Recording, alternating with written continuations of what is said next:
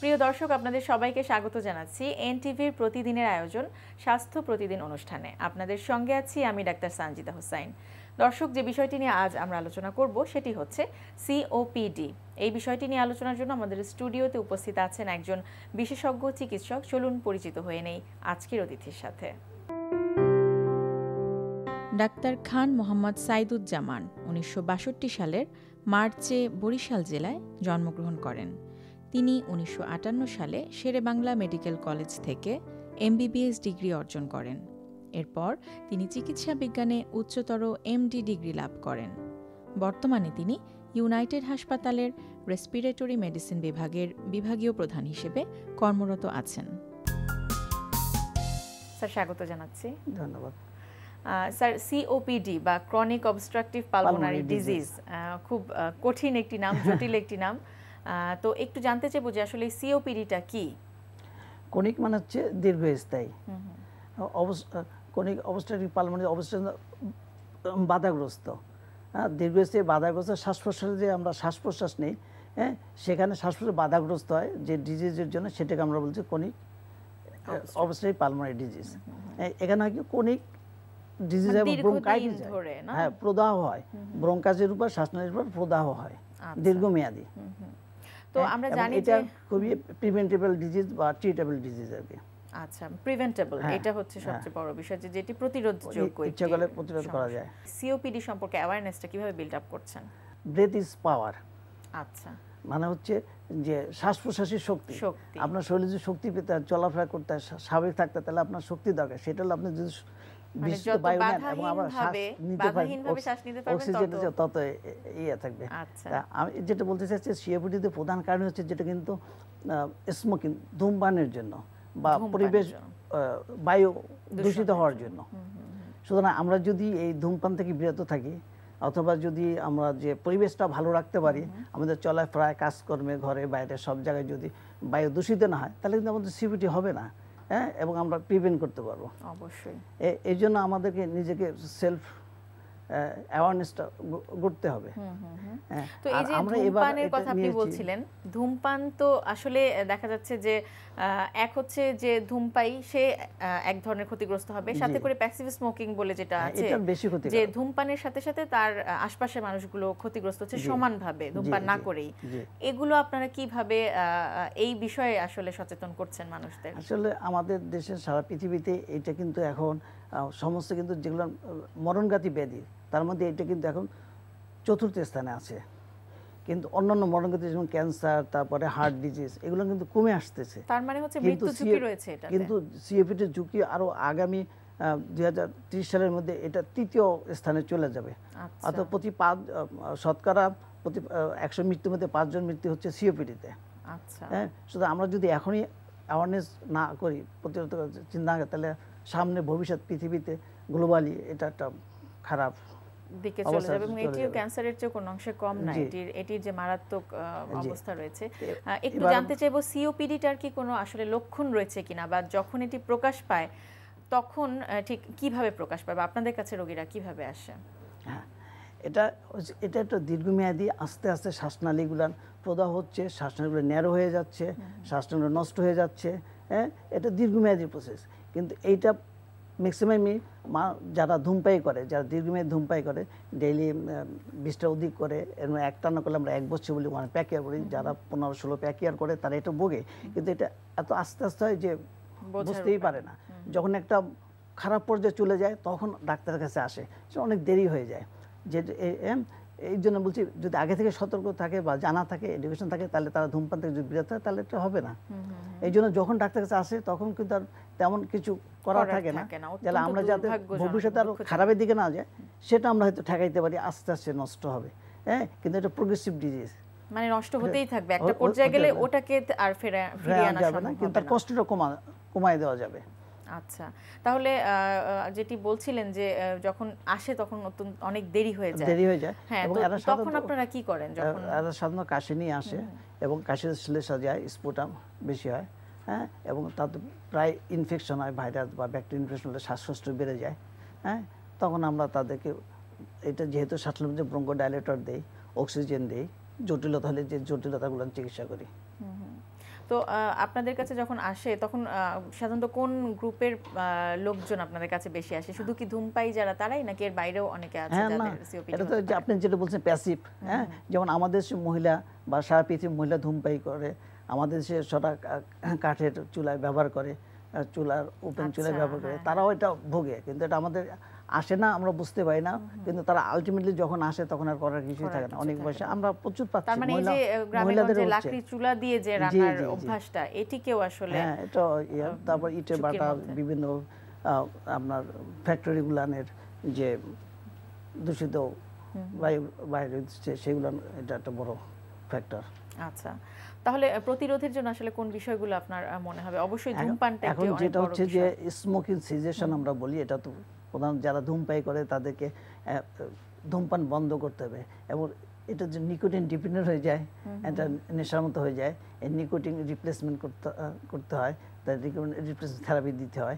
এই জন্য স্মোকিং সিজেশনের উপর আমরা বেশি জোর দিচ্ছি। আমাদের যারা রোগী আছে অথবা স্থানীয় যারা আগ্রহ, আমরা একটা স্মোকিং সিজেশন সেশন করব, তাদেরকে এডুকেশন দিব কিভাবে সিচুয়েশন করা যায়, বা সিওপিডি কে তাদের বোঝার জন্য। সিওপিডি প্রিভেনশনের সাথে সাথে সিওপিডিটা যারা আক্রান্ত হয়ে গেছেন ইতিমধ্যে তাদেরকে কিভাবে কিছুটা ভালো লাইফ দেয়া যায়, যাতে করে বাকি দিনগুলো যাতে ভালো থাকতে পারে, সেটির একটা এডুকেশন থাকতে পারে, সেটা। আচ্ছা আচ্ছা, কি ধরনের ফিডব্যাক পাচ্ছেন আপনারা এই জাতীয় কর্মসূচির মাধ্যমে? না, আমরা ভালোই সাড়া পাচ্ছি। হ্যাঁ, অনেকে আমার কাছে অনেক রোগী আসে, তারা কিভাবে ধূমপান বন্ধ করবে পরামর্শ চায়। তারা মোটামুটি অনেকে এখন তো অনেকে চেষ্টা করেন, নিজেরাই ধূমপান বুঝেন, তারা যারা সিগারেট পান করেন তারা লেখা থাকে বুঝেন যে এটা ক্ষতিকারক, তারপরও ছাড়তে পারেন না। এই জন্য আমাদের শরণাপন্ন হচ্ছেন, আমরাও চেষ্টা করতেছি তাদেরকে এটাতে। এটা তো আসলে একটা সাইলেন্ট কিলার, এই সিওপিডিটা। এটি কিন্তু অনেক ক্ষেত্রে অনেকে নাম হয়তো জানেন না, কিন্তু এটি যে কতভাবে ক্ষতিগ্রস্ত করছে, যে হ্যাঁ, নিজেকে, পরিবারকে, বাচ্চাদের পর্যন্ত, বাবা মা যদি করে বাচ্চাদের ক্ষতি করতেছে, আলটিমেটলি বড় হয়ে তারাও এটা আক্রান্ত হবেন। এগুলো বুঝতে হবে, সবাইকে বুঝাতে হবে। এই অ্যাওয়ারনেসটা আমরা করার জন্য এবার চেষ্টা করছি আর কি। আচ্ছা, আর পরামর্শ কি থাকবে রোগীদের প্রতি যারা আপনাদের কাছে আসছে, বা যারা খুব দুর্ভাগ্যজনক হলেও যারা ইতিমধ্যে ধূমপায়ী হয়ে পড়েছেন, তাদের প্রতি আপনার পরামর্শ কি থাকবে? অবশ্যই থাকবে, আপনি নিজে ধূমপান বন্ধ করেন, আপনার পরিবারকে ধূমপানে দূরে রাখেন, আশেপাশে সবাইকে বুঝান আপনি যে কষ্টটা পাচ্ছেন এই কষ্ট তারা যাতে না পায়, হ্যাঁ, এবং আমাদের পরিবেশ ভালো থাকে, হ্যাঁ, আমরা যাতে সিওপিডিকে আক্রান্ত না হয়, হ্যাঁ, সেটার জন্য অবশ্যই তাদের কাছে রিকোয়েস্ট থাকবে যে ধূমপান থেকে সবাই বিরত থাকুন। স্যার, অনেক অনেক ধন্যবাদ, অনেক গুরুত্বপূর্ণ তথ্য জানতে পারলাম আপনার কাছ থেকে। ধন্যবাদ আপনাকে, দর্শকবৃন্দদের। প্রিয় দর্শক, আমরা শুনছিলাম সিওপিডি বা ক্রনিক অবস্ট্রাকটিভ পালমোনারি ডিজিজ, এই বিষয়টি নিয়ে বেশ কিছু গুরুত্বপূর্ণ তথ্য। যে বিষয়টি জানতে পারলাম যে ধূমপান থেকে বিরত থাকাই এটি প্রতিরোধের সবচেয়ে বড় উপায়, এবং ধূমপানকে অবশ্যই না বলতে হবে, তাহলেই এই সিওপিডির মতো একটি মারাত্মক রোগ থেকে আমরা নিজেদেরকে দূরে রাখতে পারবো। প্রিয় দর্শক, বিরতির পর আবার স্বাগত জানাচ্ছি স্বাস্থ্য প্রতিদিনে। এখন আপনাদের জন্য রয়েছে আমাদের নিয়মিত আয়োজন সুস্থ দেহ সুস্থ মন। আজকে আমরা যে এটা দেখাবো সেটাকে আমরা পুরোপুরি ফোকাস করবো হচ্ছে শোল্ডারকে। যদি সবগুলো আমরা কেটেলবেলে যে সমস্ত এক্সারসাইজগুলো করি সবগুলো শুরু হয় কিন্তু সুইংয়ের মাধ্যমে, এবং শোল্ডারে গিয়ে প্রেশার পড়ে। কেটেলবেলের প্রত্যেকটা এক্সারসাইজে কিন্তু শোল্ডারে হয়, মানে বেনিফিট হয়। এরপরে কিছুটা জিনিস আমরা ফোকাস করি শোল্ডারটাকে করার জন্য, কারণ যারা অনেক সময় কেটেলবেল প্রোগ্রামের সাথে জড়িত না, তারাও চায় যে কেটেলবেল ট্রেনিংয়ের মাধ্যমে দুই একটা এক্সারসাইজ করে পাওয়ার জন্য, বেনিফিট পাওয়ার জন্য, তাদের জন্য এই জিনিসটা করা হয়। তবে আমাদের যে প্রোগ্রামটা দিচ্ছি এই প্রোগ্রামের ভিতরে এই জিনিসটা কিন্তু আইসোলেশন ওয়েতে থাকবে, সুতরাং এটা কিন্তু অবভিয়াসলি একটা পার্ট হিসেবে আমরা কাউন্ট করবো। কারণ যেটা আমরা বলেছিলাম কেটেলবেলে শোল্ডারটাকে আমরা সবসময় অতিরিক্ত করি, মানে ফোকাস করি। এই জন্য এক্সট্রা একটা এক্সারসাইজ শুধু শোল্ডারের জন্য কেটেলবেলের ভিতরে আমরা ইনক্লুড করেছি। এখন দেখবো যে এটা কীভাবে আমরা করবো। আজকে আমাদের দেখাবে হচ্ছে ওবাইস। রেডি? সেম সুইং মোশন থেকে শুরু হয়ে গেল। ওকে, স্ট্যান্ড ক্লিয়ার। ওকে, 1 2 3 4 5। ওকে, এখন চেঞ্জ করবে। কারণ আগে আমরা এরকম একটা দেখেছিলাম সুইংিং অ্যান্ড শোল্ডার, এটা শুধু শোল্ডারে যাচ্ছে, কোনো সুইংিং হচ্ছে শুধু একবার। ওকে, এরপরে অল্টারনেট। হ্যাঁ, ওকে, অল্টারনেটটা ছিল আগেরটাতে, কিন্তু এটা তো আবার থাকবে, ইনক্লুড করা থাকবে। ওকে, সো এখন আমি বলছি যে জিনিসটা আপনি মানে কীভাবে করবেন। যখন আপনি প্রথমে ডান হাতে করলেন, সেম আগে আগে আগে আপনি যদি একটু ই করে নেন, একটু রিকল করেন যে 5, এরপরে নেক্সট ইয়েতে 5, তার মানে কি 5 4 3 2 1 সেম সিকোয়েন্স। এরপরে এই সিকোয়েন্সে আবার যাবে 20, তো 20, তার মানে কি আপনি ট্রাই করতে হবে। যদি দেখেন যে এটা হয়ে গেছে কয়েকটা সেকেন্ডের ভিতর, তাহলে আবার আমরা রিপিট করব, মানে এই সিকোয়েন্সটা চলতে থাকবে 2 মিনিট পর্যন্ত। এবং এটা খেয়াল করবেন, এটা যেহেতু সুইংটা কম, কন্টিনিউয়াস প্রেশার পড়ছে আপনার ইয়েতে, শোল্ডারে, সুতরাং এটা অন্য কোনো ইয়ের চেয়ে বেনিফিটের চেয়ে আপনার শোল্ডারে বিট আপনি পাবেন, বেশি পাবেন। এই জন্য আমি বলছি, যারা কেবল প্রোগ্রামের সাথে জড়িত না অথবা করেন না, তারা যদি শুধু এই এক্সারসাইজটা করে শোল্ডারের জন্য, তাহলে দেখবেন শোল্ডারের বেনিফিটটা খুব তাড়াতাড়ি হয়ে যাবে। আর যারা ইয়ের সাথে জড়িত আছেন, প্রোগ্রামটা করছেন, তাদের কিন্তু এটা কিন্তু একটা মাস্ট, মানে নেসেসারি। দ্য রিজন ইজ কেটোডাল মেন ফোকাসটাই হচ্ছে শোল্ডারটাকে ডেভেলপ করা। কারণ আপনি যদি দেখবেন যে স্ট্রংম্যান কম্পিটিশন যারা যাচ্ছে, সবার কিন্তু শোল্ডারটা এক্সট্রাভাবে ডেভেলপ, এমনকি বডি বিল্ডারদের চেয়ে কিন্তু তাদের শোল্ডারটা বেশি ডেভেলপ, কারণ তাদের ম্যাক্সিমাম স্ট্রেংথের মানে পাওয়ার হাউসটা কিন্তু শোল্ডার অ্যান্ড লোয়ার ব্যাক। প্রিয় দর্শক, ঘুমের সাথে দৈনন্দিন খাদ্য তালিকা কি কোনো পরিবর্তন রয়েছে কিনা বা কি সম্পৃক্ততা রয়েছে তা নিয়ে চলুন শুনি একজন পুষ্টিবিদের পরামর্শ। সারাদিনের সকল কর্মব্যস্ততার পর আমরা যখন ক্লান্ত হয়ে যাই, তখন আমাদের সকলেরই কাম্য একটি পরিপূর্ণ ঘুম। এই ঘুমের সাথে খাবারের ওতপ্রোতভাবে একটি সম্পর্ক রয়েছে এবং আমাদের এর জন্য কিছু খাবার গ্রহণ করতে হয়, কিছু খাবার আমাদের বর্জন করতে হয়। এবং সুস্থ স্বাভাবিক জীবনযাপনের জন্য একটি পরিপূর্ণ ঘুম আমাদের খুবই দরকার আছে। গবেষকরা মনে করেন যে যাদের পরিপূর্ণ ঘুম হয় তারা অনেক দিন পর্যন্ত সুস্থ থাকতে পারেন এবং সঠিক খাদ্যাভ্যাস আমাদের মেনে চলা এর জন্য একান্ত আবশ্যক। কিছু কিছু খাবার আছে যা ঘুমের ক্ষেত্রে ব্যাঘাত সৃষ্টি করে। এর মধ্যে কফি অন্যতম। কফিতে আছে প্রচুর পরিমাণে ক্যাফিন, যা শারীরিক উত্তেজনা বাড়িয়ে আমাদেরকে ঘুমের ব্যাঘাত সৃষ্টি করায়। ডার্ক চকলেট, যা হার্টের জন্য ভালো কিন্তু ঘুমের জন্য ক্ষতি করছে। সফট ড্রিঙ্কসকে আমরা স্লিপ কিলার হিসাবে আখ্যা দিতে পারি।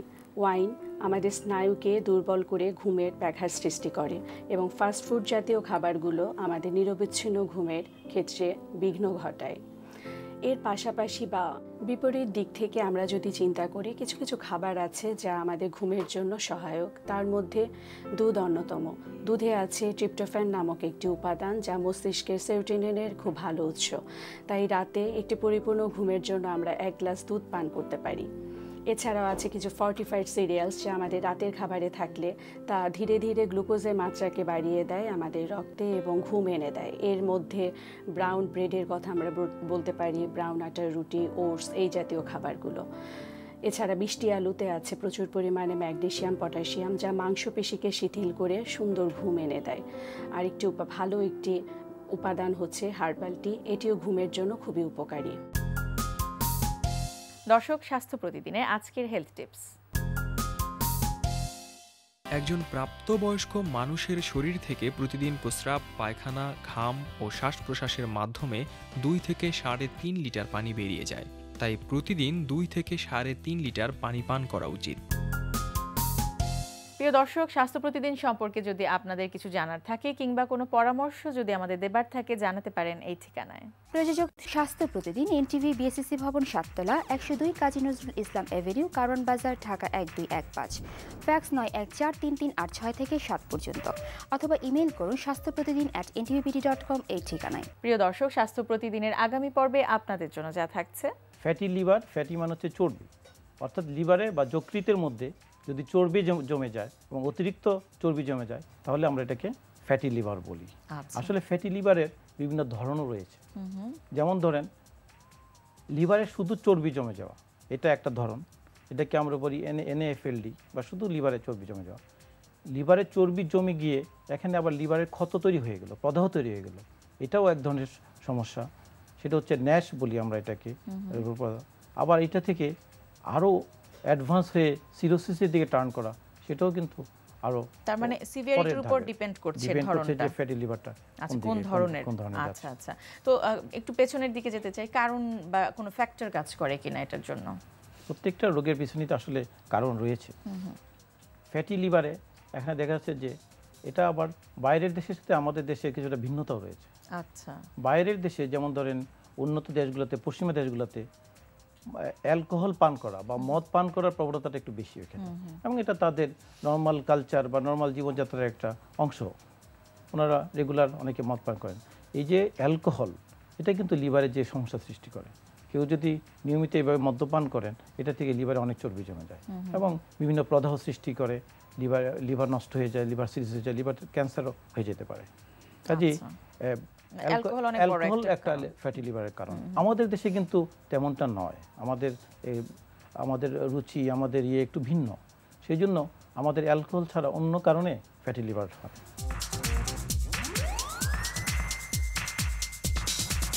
দর্শক, বিশ্বের যে কোনো প্রান্ত থেকে যে কোনো সময় এনটিভিতে সম্প্রচারিত আপনাদের পছন্দের অনুষ্ঠান স্বাস্থ্য প্রতিদিন দেখতে চাইলে ভিজিট করুন আমাদের পূর্ণাঙ্গ ওয়েব পোর্টাল www.ntvbd.com।